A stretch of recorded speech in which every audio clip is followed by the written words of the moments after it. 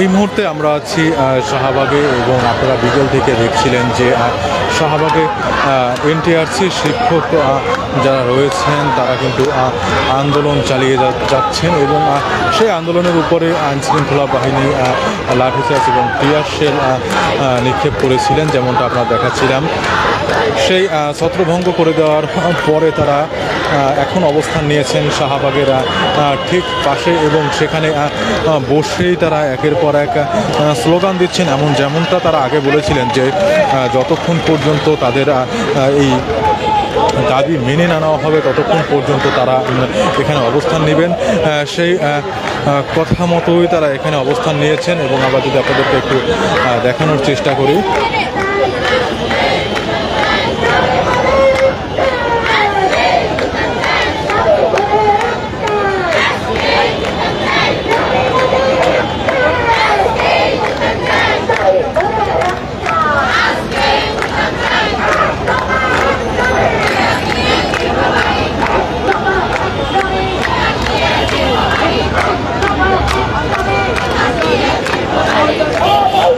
দর্শক, আপনারা দেখতে পাচ্ছেন যে তারা কিন্তু একের পর এক স্লোগান দিচ্ছেন এবং তাদেরকে ছত্রভঙ্গ করে দেওয়ার পরে তারা কিন্তু এখানে অবস্থান নিয়েছেন এবং এখানে বসেই তারা কিন্তু তাদের যে কর্মসূচি আছে সেটি কিন্তু চালিয়ে যাচ্ছেন। আমরা যদি আপনাদেরকে একটু দেখানোর চেষ্টা করি, আপনারা দেখতে পাচ্ছেন যে তারা এখানে অবস্থান নিয়ে একের পর এক স্লোগান দিচ্ছেন এবং তাদের যে দাবিটি রয়েছে সেটি কিন্তু তারা উপস্থাপন করে যাচ্ছেন। সেই সাথে তাদের যে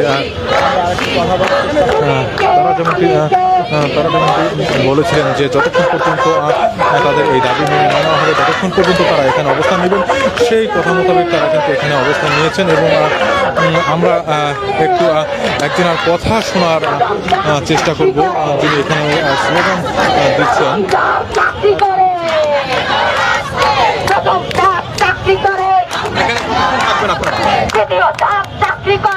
আমরা যে পর্যন্ত দাবি আদায় না হবে ওই পর্যন্ত থাকবো।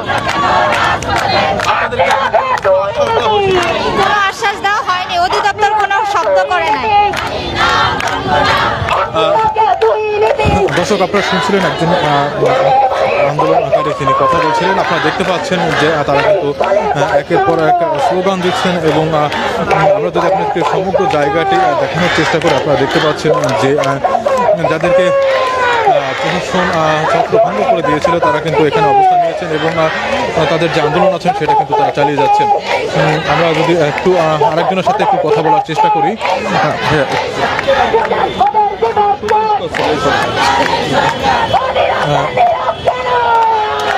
ভাইয়া, আপনাদের কর্মসূচি সম্পর্কে আমাদেরকে একটু বলবেন এবং আপনারা অবস্থান নেবেন। আমরা এখানে লাগাতার অবস্থান করবো যতক্ষণ পর্যন্ত আমাদের দাবি মেনে নেওয়া না হয়, ততক্ষণ পর্যন্ত আমরা এখানে লাগাতার অবস্থান করবো। এখন পর্যন্ত আপনাদেরকে কোনো আশ্বাস না, এখন পর্যন্ত আমরা কোনো কিছু আশ্বাস পাই না। এখনো আমরা আজকে 5 দিন ধরে এখানে অবস্থান করতেছি। 4 দিন ধরে প্রেস ক্লাবে, আজকে শাহবাগ, এখানে আমরা অবস্থান করবো লাগাতার। আমরা বিকেলে দেখেছিলাম যে প্রশাসন থেকে আপনাদেরকে ছত্রভঙ্গ করে দেওয়া হয়েছিল। আমরা শাহবাগের রাস্তায় গেছিলাম, আমাদের যখন কোনো দাবি ওরা মেনে নিচ্ছে না, সবাই অধিদপ্তর মন্ত্রণালয় সবাই চুপ করে আছে, তাই আমরা এখানে গেছিলাম।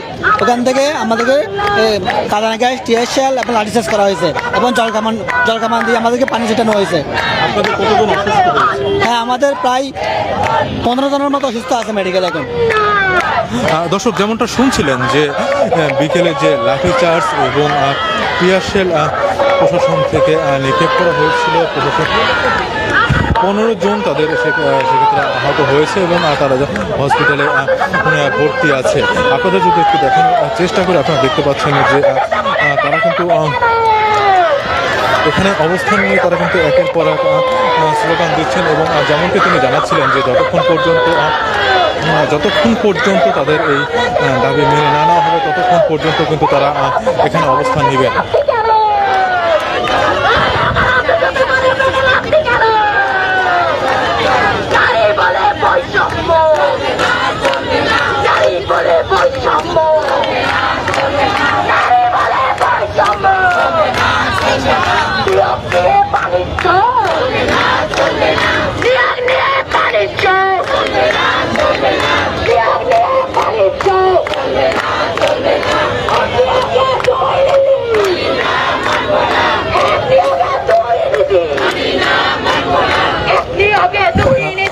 দর্শক আপনারা দেখতে পাচ্ছেন যে শাহবাগে যেমনটা আপনাদেরকে বিকেল থেকে দেখানোর চেষ্টা করছি যে এখানে এনটিআরসির শিক্ষক যারা রয়েছেন তারা কিন্তু তাদের নিয়োগের যে দাবিটি রয়েছে সেটি উপস্থাপন করছেন এবং যেমনটি তারা আমাদেরকে জানিয়েছিলেন যে গেল 5 থেকে 6 দিন যাবত তারা এই আন্দোলন করছেন এবং এখন পর্যন্ত তাদেরকে কোনো প্রশাসনিক লেভেল থেকে কোনো কিছু জানানো হয়নি, যার কারণে তারা এখন পর্যন্ত কিন্তু সেই আন্দোলনটি চালিয়ে যাচ্ছেন। এবং আপনারা দেখতে পাচ্ছেন যে এখানে কিন্তু তারা একের পর এক স্লোগান দিচ্ছেন এবং যেমনটি তারা কিছুক্ষণ আগে আমাদেরকে জানিয়েছিলেন যে যতক্ষণ পর্যন্ত তাদের এই দাবি মেনে না হবে ততক্ষণ পর্যন্ত কিন্তু তারা এখানে অবস্থান নেবেন।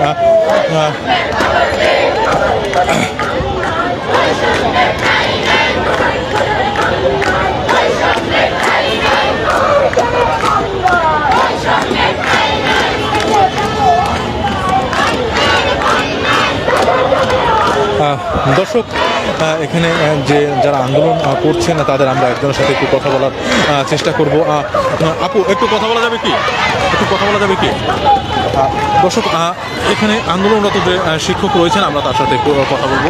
আচ্ছা, এখানে আপনারা কতক্ষণ পর্যন্ত অবস্থান নেবেন এবং আপনাদের প্রশাসনিক লেভেল থেকে কোনো কিছু জানানো হয়েছে কিনা এবং আপনাদেরকে যে বিকেলে ছত্রভঙ্গ করে দেওয়া হয়েছে এই বিষয়ে কিছু বলবেন? আমাদেরকে এখনো কোনো আপডেট জানানো হয়নি, আর আমরা এখানে অবস্থান করব যতক্ষণ পর্যন্ত না আমাদের যোগদানের রায় আসে ততক্ষণ পর্যন্ত আমরা এখানে অবস্থান করব। আর বিকেল আমরা সকাল 10টা থেকে এখানে অবস্থান করতেছিলাম। পুলিশ আমাদের উপরে প্রথমে জলকামান দেয়, তারপরে লাঠিচার্জ করে, এরপরে টিয়ার শেলও নিক্ষেপ করে। আমাদের এখানে মোট 12 জনকে গ্রেপ্তার করে নিয়ে যায় পুলিশ, আর 6 জনের মতো হাসপাতালে ভর্তি আছে। যারা হাসপাতালে ভর্তি আছে তাদের কি অবস্থা? তাদের আপডেট আসলে এই মুহূর্তে আমি জানি না, তবে আমাদের সাথে কয়েকজন আছে ওখানে হাসপাতালে। আচ্ছা, আপনারা টোটাল কতজন আসলে এরকম এই যে আপনাদের যে আন্দোলনরত বা আপনাদের এনটিআরসি যে নিয়োগ পাননি কতজন রয়েছে? আমরা তো 6531 জন সুপারিশপ্রাপ্ত, আমরা সবাই এখানে আছি। হাইকোর্টে রিট করেছে কতজন আসলে আপনাদের চাকরি? হাইকোর্টে রিট করেছিল এরকম আমরা শুনতে পেয়েছি কতজন? হাইকোর্টে রিট করেছিল মাত্র 31 জন। দর্শক আমরা আরেকজনের সাথে একটু কথা বলতে চাচ্ছি।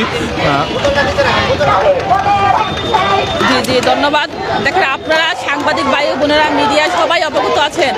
আজকে 7 দিন ধরে আমরা রাস্তায় অবস্থান করছি। রাস্তায় অবস্থান করার কারণ হচ্ছে 2024 সালে 2019 সালে আমাদের সার্কুলার হয়। সার্কুলার মোতাবেক আমরা আবেদন করি, আমরা রিটেন পরীক্ষা দেই, বাইবা দিয়ে চূড়ান্তভাবে আমরা সুপারিশপ্রাপ্ত হই 6531 জন। অথচ যারা অকৃতকার্য হয়েছে তারা রিট করেছে।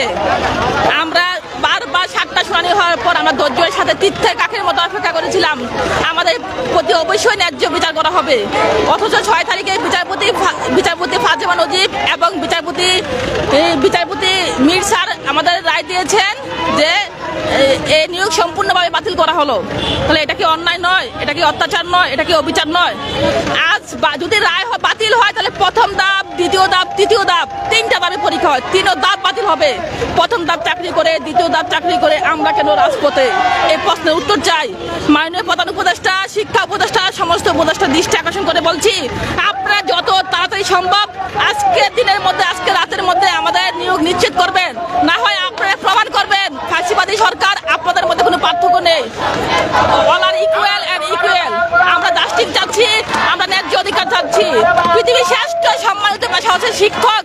শিক্ষকরা লাঞ্ছিত, বঞ্চিত, অপমানিত হচ্ছে। এই অন্যায়, এই লজ্জা সবার, এই লজ্জায় আজ পুরো জাতি লজ্জিত। শিক্ষক সবাই রাস্তায় হাহাকার করে পড়ছে। আপনারা বসে বসে চেয়ারায় আমাদের তামাশা দেখছেন। আপনারা যত তাড়াতাড়ি সম্ভব এটা সমাধান করেন, না হয় আপনাদের পদত্যাগের জন্য আমরা বাধ্য করব। এই আন্দোলন চলবে যতক্ষণ পর্যন্ত আমাদের নিয়োগপত্র নিশ্চিত করা না হবে। আন্দোলন চলবে। এই আন্দোলন কঠিন রূপ ধারণ করবে। আমরা এই অবৈধরা মানব না। আমাদের পিঠ দেয়ালে থেকে গেছে। পুলিশ প্রশাসন আমাদের ছাত্রভঙ্গ করে দিচ্ছে। আমরা শান্তিপূর্ণ আন্দোলন করেছিলাম। পুলিশ প্রশাসন আমাদের গুলি করুক, হত্যা করুক, মামলা করুক, যা করে করুক, আমরা রাজপথ ছাড়বো না যতক্ষণ অবধি আমাদের নিয়োগপত্র নিশ্চিত করে স্ব কর্মস্থলে ফিরে যাওয়ার অধিকার নিশ্চিত না করে। আমরা আমাদের ফান্ডামেন্টাল রাইট নিয়ে এসেছি। আমাদের কেন সুপারিশ করেছেন? আমরা কি সুপারিশ চেয়েছিলাম? আমরা আমাদের মেধার যোগ্যতা প্রমাণ করে সুপারিশ হয়েছি। আমাদের কেন বাতিল করা হবে? যদি বাতিল হয় 3 ধাপ বাতিল হবে। দর্শক শুনছিলেন আন্দোলনরত যে শিক্ষক রয়েছেন তার আমরা আরেকজনের কথা একটু শুনতে চাচ্ছি এবং আপনাদেরকেও শোনানোর চেষ্টা করছি। আমি নিজে ভুক্তভোগী। আমাকে পুলিশ টিয়ার শেল নিক্ষেপ করে, আমার পায়ে লাগে টিয়ার শেল। তারপরে আমি যখন তারপরেও ওইখানে ছিলাম, আমার পায়ে বাড়ি দেয়, আমি মাটিতে পড়ে যাই। পড়ে যাওয়ার পরে 7-8 জন পুলিশ আমাকে টেনে হিঁচড়ে নিয়ে যায়, এমনকি আমার জামাটা পর্যন্ত ছিঁড়ে যায়। ছিঁড়ে যাওয়ার পরে আমাকে অ্যারেস্ট করতে চায়, কিন্তু আমার জামা যখন ছিঁড়ে যায় তখন আমাকে বলে যে তুই এখন চলে যাবি এখান থেকে। কেন ভাই, পুলিশ আমাদের কেন এই অত্যাচার করছে? আমরা কেন এই নির্মম অত্যাচারের শিকার? এই কি তাহলে জুলাই বিপ্লবের ফল? এখনো আমরা পুলিশ দ্বারা অত্যাচারিত হব? এই মেয়েদের গায়ে কিভাবে ওরা হাত তোলে, 7-8 জন কিভাবে আমাকে টেনে হিঁচড়ে নিয়ে যায়, আমার পায়ে পর্যন্ত বাড়ি মারে কেন? রাষ্ট্রের কাছে আমার এটাই প্রশ্ন যে কি এই কি জুলাই বিপ্লবের ফল? এই কি বৈষম্য? এই কি বৈষম্য বিরোধী আন্দোলনের ফল যে এখনো আমরা পুলিশ দ্বারা নির্যাতিত হব, মেয়েরা প্রতিনিয়ত সম্মানহানি হব? কেন ওরা আমাদের গায়ে হাত তুলবে? কি কারণে? এটা আমার রাষ্ট্রের কাছে, জাতির কাছে, এমনকি আমাদের প্রধান উপদেষ্টা স্যার ডক্টর মোহাম্মদ ইউনূস স্যারের কাছে আমার এইটাই প্রশ্ন। আপনাদের মিডিয়ার মাধ্যমে আমি এটা জানাতে চাই যে কি কারণে আমরা এখনো বৈষম্যের শিকার হব। আপনাদের কতজনকে আটক করা হয়েছে? আমাদের 16 থেকে 17 জনকে আটক করা হয়েছে, এমনকি 7-8 জন হসপিটালে ভর্তি আছে। যারা ভর্তি আছে তাদের কি অবস্থা? এখন 2 জন অনেক গুরুতর আহত হয়েছে। এখানে আপনারা কত সময় পর্যন্ত অবস্থান করবেন এবং আপনাদেরকে কোনো কিছু জানানো হয়েছে কি না ইতিমধ্যে? না, এখনো আমাদের কোনো কিছু জানানো হয় নাই। আমরা বলেছি আমাদের 6টা দাবি ছিল, লাস্ট 6টা দাবি আমরা জানাইছি, এখনো কিছু জানানো হয় নাই আমাদের। আর আমাদের অবস্থান, আমরা বৃহস্পতিবার থেকে রাত দিন এখানে রাস্তায় শুয়েছিলাম। এমনকি আমি নিজে 2 বছরের একটা ছোট বাচ্চা রেখে রাস্তায় ফুটপাতে শুয়েছিলাম লাগাতার। বৃহস্পতিবার থেকে আমরা আজ পর্যন্ত আছি, আমরা বাসায় যাব না, আমরা নিয়োগপত্র ছাড়া বাড়ি ফিরবো না। এই বর্তমান সরকার আমাদের সুপারিশ প্রাপ্ত করেছে, বর্তমান সরকার আমাদের চাকরিতে নিয়োগ দিবে এবং স্কুলে যোগদানের ব্যবস্থা করে দিবে। এই একটাই আমাদের দাবি। এই অধিকার আদায় না হওয়া পর্যন্ত আমরা রাজপথ ছাড়বো না এবং বাড়িতে ফিরবো না। এমনকি আমরা কাফনের কাপড় পরে আসছিলাম যে যদি রাস্তায় মৃত্যু হয় তাও মৃত্যুবরণ করব। আমি আমার বাসায় আমার মাকে বলে আসছি, মা আমার 2 বছরের বাচ্চাটা তুমি দেখে রাখবা, যদি পুলিশের হামলায় আমার মৃত্যু হয় আমি রাস্তায় মরে যাব। আমার 6530 জন ভাই বোন চাকরিতে যোগদান করবে এবং এই চাকরি 6531 জনের চাকরি বহাল রাখতে হবে। এইটাই আমাদের জোর দাবি, এটা আমাদের অধিকার। দর্শক, যেমনটা আপনারা শুনছিলেন যে তিনি কিন্তু তার বাচ্চাকে বাসায় রেখে এখানে আন্দোলনে যোগ দিয়েছেন এবং তিনি যেমনটা আমাদেরকে জানিয়েছিলেন যে আসলে তারা এই দাবিগুলো যতক্ষণ পর্যন্ত মেনে না নেওয়া হবে ততক্ষণ পর্যন্ত এখানে অবস্থান নেবে। আমরা যদি আরেকজনের সাথে একটু কথা বলার চেষ্টা করি, একটু কথা বলার চেষ্টা করি দর্শক আপনাদেরকে। আচ্ছা, এখানে আপনাদের অবস্থান কতক্ষণ পর্যন্ত থাকবে? এবং আমরা যতক্ষণ পর্যন্ত আমাদের নিয়োগ নিশ্চিত না হচ্ছে, যতক্ষণ পর্যন্ত আমরা যোগদান করার নিশ্চয়তা না পাচ্ছি, আমরা রাজপথ ছাড়বো না। প্রয়োজনে নির্বাহী আদেশের মাধ্যমে আমাদের এই রায়টাকে পরিবর্তন করতে হবে, কারণ আমরা অনেকেই চাকরি ছেড়ে দিয়ে আসছি এখানে, আমাদের অস্তিত্ব সংকটে পড়ছে। আমাদেরকে যদি গভর্নমেন্ট নিয়োগ না দিত আমরা তো আজকে এখানে আন্দোলন করতে আসতাম না। আর 3টা মন্ত্রণালয়ের যৌথ সম্মতিক্রমে এবং জনপ্রশাসন মন্ত্রণালয়ের বিধি 1 শাখা থেকে একটা প্রজ্ঞাপন জারি করে, অফিসার অর্ডার জারি করে তারপরে এই রেজাল্ট দেওয়া হয়েছে। সেখানে কিভাবে হাইকোর্ট এরকম একটা অযৌক্তিক রায় দেয় যে রেজাল্ট বাতিল? এটা তো কোনো আইনের যুক্তিকতার মধ্যেই পড়ে না। আর একই স্মারকলিপিতে একই স্মারক নাম্বারে সার্কুলার, একই সার্কুলারে 3টা ধাপের মধ্যে যদি প্রথম 2টা ধাপ চাকরি করতে পারে, প্রথম 2টা ধাপে যদি কোনো সমস্যা না হয়, আমাদের 31শে অক্টোবরের রেজাল্ট পাবলিশ হওয়ার পরেই কিন্তু দ্বিতীয় ধাপের প্যানেলের নিয়োগ হয়েছে। যদি ওদের প্যানেলের নিয়োগ 19 বিধিমালা অনুযায়ী হতে পারে, আমাদের পরের প্যানেলের রেজাল্ট দিয়েছে, তাহলে আমাদেরটা কি সমস্যা? আমাদেরটা তো তাহলে আগে হয়েছে, তাহলে আমাদেরটা বাতিল হলে ওদেরটাও বাতিল হওয়া উচিত। এটা নিয়ে কেন কথা হচ্ছে না? তার মানে কি, মানে আমরা মানে সবাই মানে আমরা তৃতীয় ধাপ ছাগলের 3 নম্বর বাচ্চা হয়ে গেছি? আমাদের ক্ষেত্রে কেন ভিন্ন নিয়ম হবে? একই সার্কুলারে ভিন্ন নিয়ম কেন হবে? আর আজকে যে আমাদের ভাই বোনদেরকে এইভাবে মেরে আহত করা হলো, আমাদের ভাইদেরকে যে ধরে ধরে নিয়ে আটকায় রাখা হলো, তাদেরকে ছেড়ে দেওয়ার জন্য আমরা দাবি জানাচ্ছি।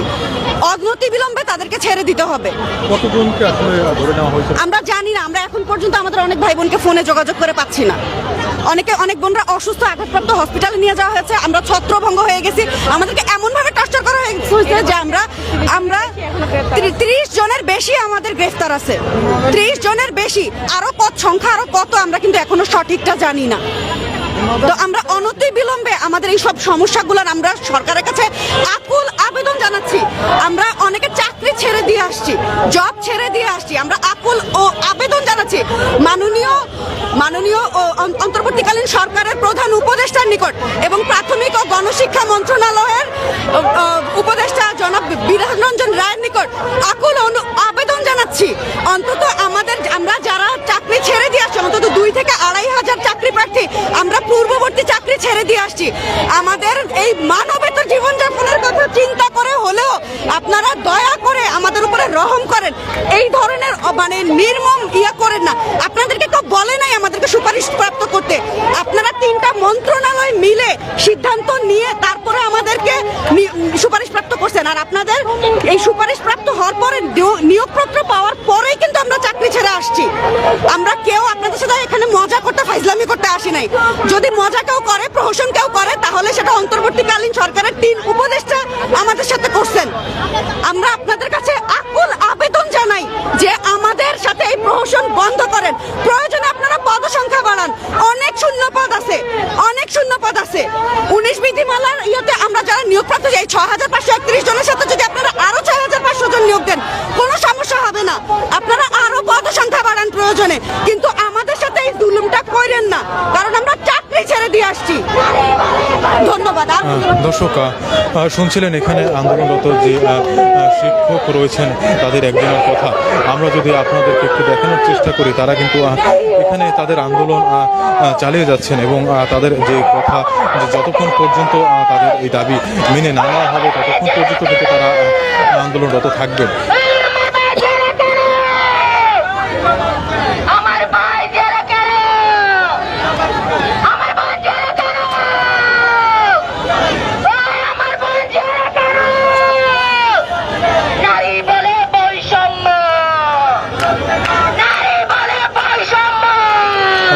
দর্শক, শাহবাগের থেকে আমার কাছে এই ছিল সর্বশেষ আপডেট।